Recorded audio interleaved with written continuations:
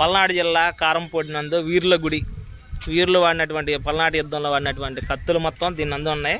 త్రిశూలాలు కానీ మొత్తం ఏదైనా సరే ఇక్కడ శాస్త్రం చెక్కబడి ఉంది అప్పట్లో జరిగినటువంటివి. ఒకసారి డిస్ప్లే మీద చూడండి.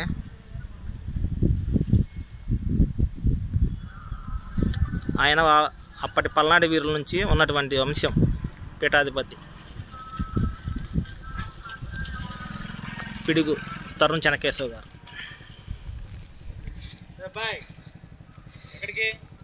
ఇది మొత్తం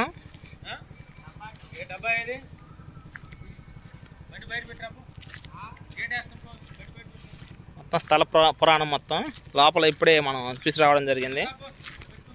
పల్నాటి యుద్ధంలో వీరులు వాడినటువంటి కత్తులు మొత్తం లోపల ఉన్నాయి. చెనకేశ్వర స్వామి గుడి అప్పట్లో బ్రహ్మనాయుడు గారు వీళ్ళందరూ కలిసి చేశారు.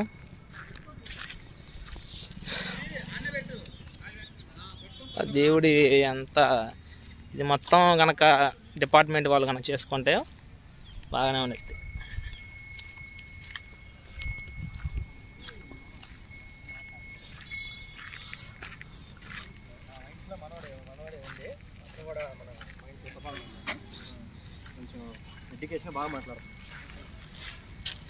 దీన్ని ఇంకా అభివృద్ధి చేసి టూరిజం స్పాట్గా కనుక చేస్తే చాలా బాగుంది.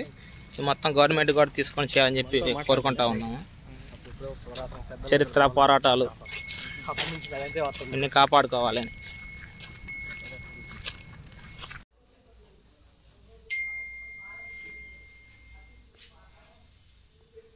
పల్నాటి పౌరుషం, పల్నాటి వీరులు వాడినటువంటి అప్పుడు పల్నాటి యుద్ధం జరిగినటువంటి వీరులు వాడినటువంటి ఆయుధాలు ఈరోజు ఇక్కడ మన కారంపూడిలో పల్నాడు జిల్లా కారంపూడి నందు గుళ్ళోకి రావడం జరిగింది.